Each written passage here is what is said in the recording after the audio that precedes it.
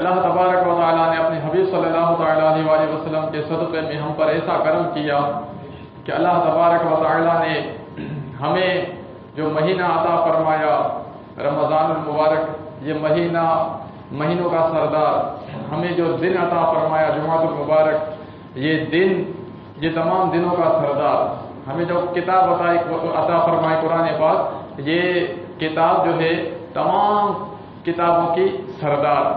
اسی طرح اللہ تبارک و تعالیٰ نے ہمیں جو شب عطا فرمائی لیلۃ القدر، یہ شب بھی تمام راتوں کی سردار۔ اسی طرح اللہ تبارک و تعالیٰ نے ہمیں جو نبی عطا فرمایا، وہ نبی بھی تمام نبیوں کا سردار ہے صلی اللہ علیہ وآلہ وسلم۔ اور اس پر بھی بس نہیں کہ اللہ تبارک و تعالیٰ نے اپنے محبوب صلی اللہ تعالیٰ علیہ وآلہ وسلم کی امت، یعنی جو ہے وہ محبوب کی نسبت کی وجہ سے محبوب کی امت پر یہ کرم فرمایا کہ یہ محبوب کی جو امت ہے یہ تمام امتوں کی سردار ہے۔ تو یہ بڑا خاص فضل و کرم ہے اللہ تبارک و تعالیٰ کا کہ ماہ رمضان المبارک وہ مہینہ کہ پیارے آقا صلی اللہ تعالیٰ علیہ وسلم اس کی آمد سے پہلے لوگوں کو واعظ و نصیحت فرماتے ہیں، الرٹ فرماتے ہیں کہ الرٹ ہو جاؤ، ماہ رمضان المبارک یہ آنے والا ہے، اس کی تیاری کی جائے۔ اور پیارے آقا علیہ الصلوۃ والسلام نے اس کی خوب ترغیب ارشاد فرمائی۔ رمضان کے بارے میں آتا ہے کہ ماہ رمضان کی فضیلت کا یہ عالم ہے کہ اس میں نفل کا ثواب جو ہے یہ فرض کے برابر کر دیا جاتا ہے، اور فرض کا ثواب جو ہے یہ 70 گنا یہ کیا جاتا ہے۔ تو عبادت گویا کہ اس میں جو ہے وہ اجر و ثواب بڑھا دیا جاتا ہے، لیکن یہ بھی یاد رہے کہ جیسے اس میں اجر و ثواب بڑھا دیا جاتا ہے، ایک نیکی پر جو ہے وہ بہت زیادہ ملا کرتا ہے، اسی طرح یہ گناہ کا معاملہ بھی ہے کہ بندہ گناہ کرتا ہے تو اس میں بھی اس کی سخت پکڑ ہوتی ہے اور سخت جو ہے وہ اس کا معاملہ ہے، تو بندہ جو ہے وہ گناہوں سے بچے۔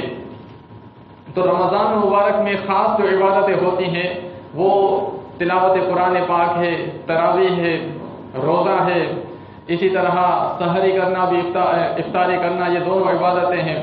ایک نماز کے بعد دوسری نماز کا انتظار کرنا یہ بھی عبادت، تلاوت قرآن پاک کرنا یہ عبادت، شب قدر کی تلاش میں رہنا، اس میں عبادت کرنا یہ بھی عبادت، ثواب ہے، اجر و ثواب ہے۔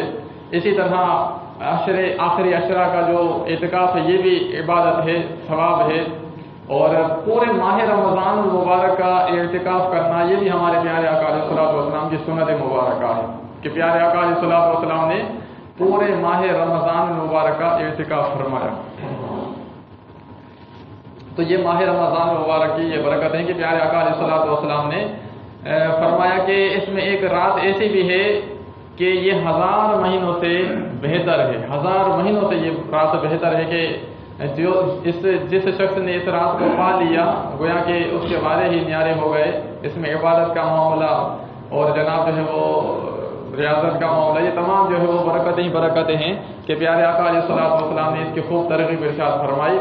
اور لیلۃ القدر کی جو شب ہے اس کے حوالے سے مختلف روایات ہیں کہ پیارے آقا علیہ الصلوۃ والسلام نے اس کی تلاش میں عبادت الہی میں پیارے آقا علیہ الصلوۃ والسلام نے پورے ماہ رمضان کا آپ نے اعتکاف فرمایا۔ پہلا عشرہ گزر گیا، فرمایا کہ مجھے لیلۃ القدر نہیں ملی۔ دوسرا عشرہ گزر گیا، اعتکاف میں پیارے آقا علیہ الصلوۃ والسلام فرمایا کہ مجھے لیلۃ القدر نہیں ملی۔ پھر تیسرا عشرہ آیا تو تیسری عشرہ یعنی آخری عشرہ جو تھا اس میں پیارے آقا علیہ الصلوۃ والسلام نے لیلۃ القدر کو ملاحظہ فرمایا۔ تو لیلۃ القدر جو ہے یہ رمضان المبارک کی آخری راتوں میں آتی ہے، اور مختلف اس کے متعلق یہ روایات منقول ہیں۔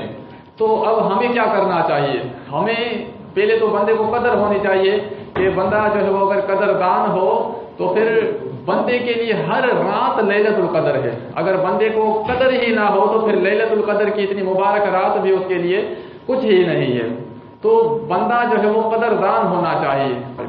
یہ صرف لیلۃ القدر کے حوالے سے نہیں عرض کر رہا، یہ ہر رات کے حوالے سے عرض کر رہا ہوں کہ بندہ عشاء کی نماز باجماعت پڑھے، فجر کی نماز باجماعت پڑھے، اسی طرح جو ہے وہ رمضان کا جو روزہ ہے فرض روزہ یہ رکھے۔ اور طاق راتوں کے متعلق فرمایا گیا ہے کہ اس میں جو ہے وہ لیلۃ القدر ہے۔ طاق راتیں بالخصوص طاق راتیں 21 ہو گئی، 23 ہو گئی، 25ویں، 27ویں، 29ویں، تو یہ طاق راتیں ہیں۔ اس میں بندہ جو ہے وہ کم از کم یہ کرے کہ جی عشاء اور فجر کی نماز باجماعت ادا کرے، اور اس میں صلاۃ التسبیح کی جو نماز ہے اس کا جو ہے وہ اہتمام کرے۔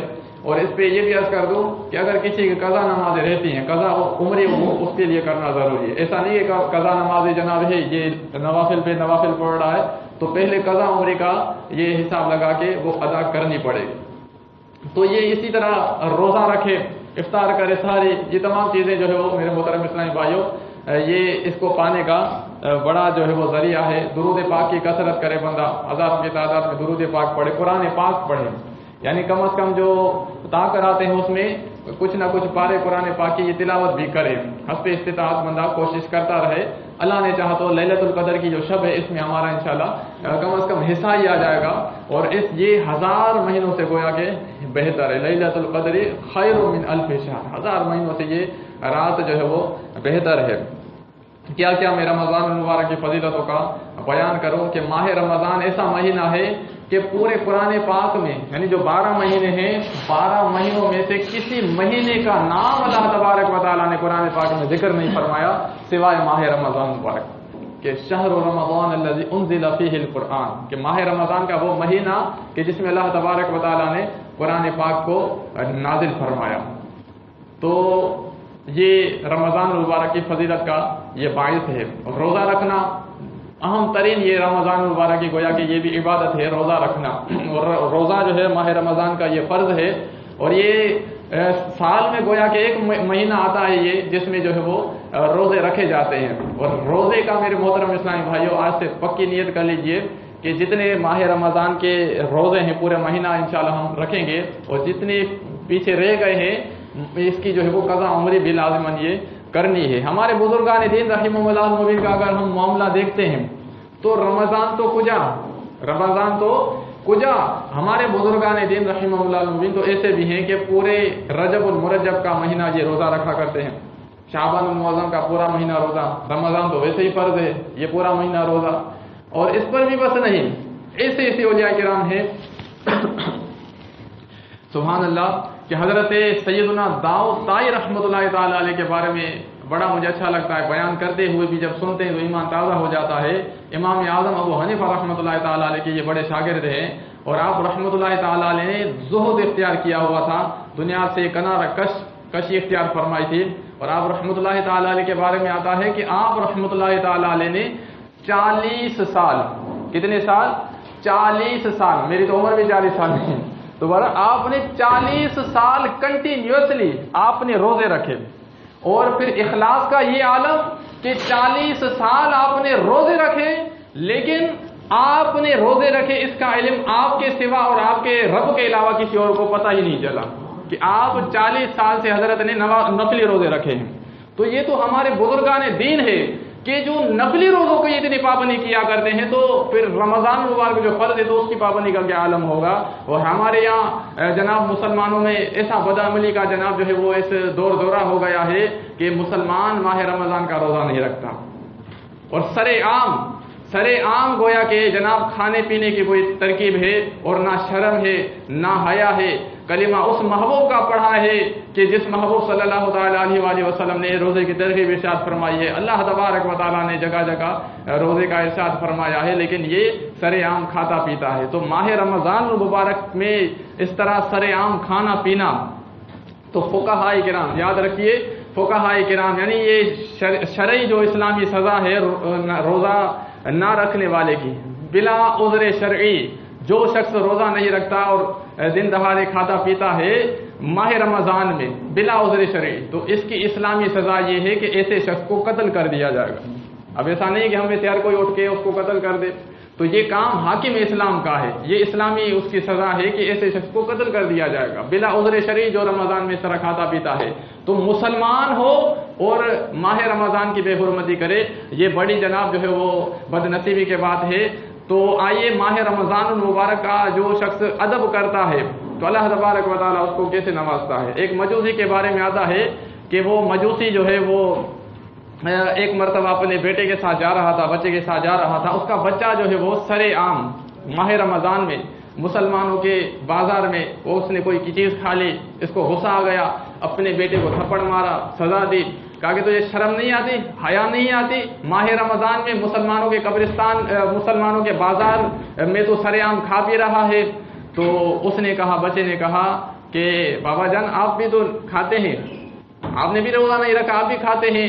تو اس نے کہا کہ میں اس طرح بے حیائی کی طرح جو ہے وہ سر عام جو ہے وہ نہیں کھاتا، گھر میں چھپ کے کھا لیتا ہوں۔ مجوسی تھا، مسلمان تو تھا نہیں۔ تو اس طرح پھر کہتے ہیں کہ اس کے بعد اس کا انتقال ہو گیا کچھ عرصے کے بعد۔ تو کسی نے اس کو خواب میں دیکھا، خواب میں دیکھا، اور کہاں دیکھا کہ وہ جنت میں ٹہل رہا ہے، جنت میں ٹہل رہا ہے۔ تو اس خواب دیکھنے والے نے پوچھا کہ تو مجوسی تھا، آتش پرست تھا، یہ کیا جنت کے ساتھ تیرا کیا واسطہ؟ تو اس نے کہا بے شک میں مجوسی تھا، لیکن میں نے ماہ رمضان کی تعظیم کی، ماہ رمضان کی تعظیم کی، اپنے بچے کو سزا دی کہ مسلمانوں کے جناب جو ہے وہ ماہ رمضان مقدس ہے، اس میں تو سر عام کھا پی رہا ہے۔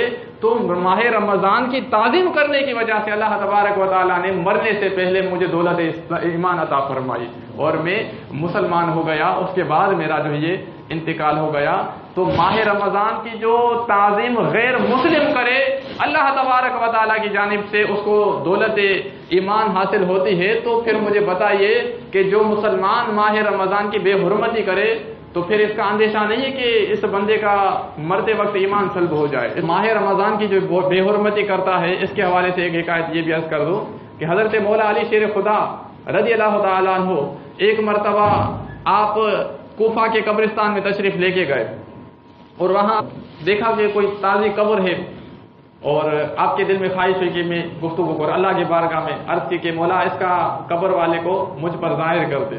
تو مولا علی شیر خدا رضی اللہ تعالیٰ عنہ پر اس قبر کا حال جو ہے وہ منکشف ہو گیا۔ آپ نے کیا دیکھا؟ آپ نے ملاحظہ فرمایا کہ قبر والا آگ کی لپیٹ میں گرفتار ہے، پوری قبر آگ سے بھری ہوئی ہے، عذاب میں مبتلا ہے۔ حضرت علی شیر خدا کو اس نے دیکھا اور عرض کی کہ یا علی انا غریق من النار وحریق فی النار، کہ اے علی میں آگ میں لپٹا ہوا ہوں اور جناب جو ہے وہ آگ میں جل رہا ہوں، براہ کرم میری امداد فرمائیے۔ شیر خدا رضی اللہ تعالیٰ عنہ نے اللہ کی بارگاہ میں عرض کی، جواب ملا اے علی آپ اس کے لیے دعا نہ کریں۔ کیوں؟ کیونکہ یہ رمضان کے روزے تو رکھا کرتا تھا، لیکن اس کے باوجود بھی گناہوں سے بچا نہیں کرتا تھا۔ دن کو روزے سے ہوتا تھا لیکن راتوں میں یہ گناہ کیا کرتا تھا ماہ رمضان میں۔ اب اندازہ لگائے محترم اسلامی بھائیوں، وہ روزے تو رکھا کرتا تھا لیکن اس کے باوجود بھی گناہ کرتا تھا، تو تب بھی اس کو قبر میں سزا مل رہی ہے۔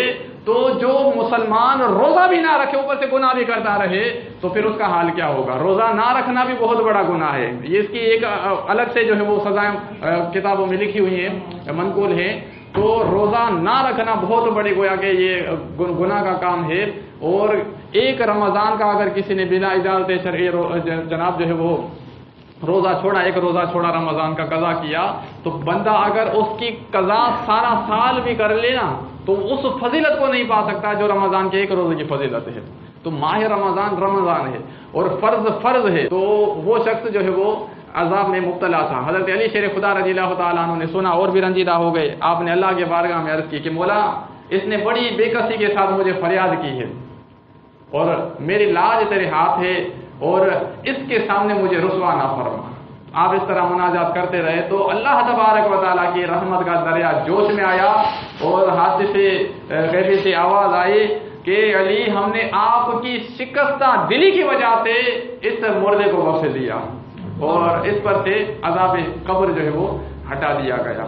تو میرے محترم اسلامی بھائیوں، ماہ رمضان میں گناہ کرنا، روزے نہ رکھنا بہت بڑا جناب یہ بد نصیبی کی بات ہے، بد بختی کی بات ہے کہ مسلمان ہو اور ماہ رمضان آتا ہے اور اپنی برکت لوٹاتا ہے۔ یہ یاد رکھیں ہمارے گھر میں مہمان آئے اور آپ جا کے چھپ جاؤ، اس کی خدمت نہ کرو تو کیسا برا لگے گا؟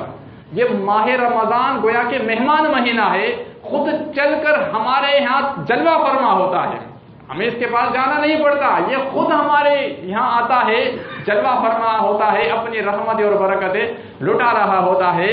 بس کوئی ہو جو جناب جو ہے وہ اس سے اپنی برکتیں حاصل کرے، رحمتیں حاصل کرے۔ تلاوت قرآن پاک کی کثرت کی جائے، اسی طرح تراویح کی ترکیب بنائی جائے۔ تراویح تو جناب چند لوگ جو ہے وہ پیچھے نظر آ رہے ہوتے ہیں اور دوسرے ایسے ٹہل رہے ہوتے ہیں، ایسے جناب جو ہے وہ مستیوں میں لگے ہوتے ہیں اور ٹائم بھی ہوتا ہے اس کے باوجود بھی نہیں۔ اچھا، اس کا مطلب یہ نہیں جو بیزی ہے وہ تراویح نہ پڑھے، اس کو بھی تراویح پڑھنی ہے۔ تراویح سنت موقدہ ہے، اس کا چھوڑنے والا گناہ گار ہوگا۔ تو جو بالفرض ڈیوٹی پہ ہے تو ڈیوٹی کے آنے کے بعد بھی اس کو تراویح پڑھنی ہے، سحری سے پہلے وہ اپنی جو ہے وہ تراویح 20 رکعت پڑھ لے، اور دوسرے جو یعنی جس کا ڈیوٹی کا ٹائم نہیں اس کو بھی چاہیے کہ وہ تراویح پوری پڑھے۔ ایسا نہیں کہ 2 رکعتیں پڑھ کے نکل گئے، 4 رکعتیں 8 رکعتیں پڑھ کے نکل گئے، 20 رکعت پوری تراویح یہ سب نے پڑھنی ہے، اس کے روزے رکھنے ہیں۔ اور مزید کیا کیا میں عرض کروں، ٹائم چونکہ ہے نہیں، اللہ تبارک و تعالی ہمیں ماہ رمضان کے فیضان سے ہمیں مالا مال فرمائے۔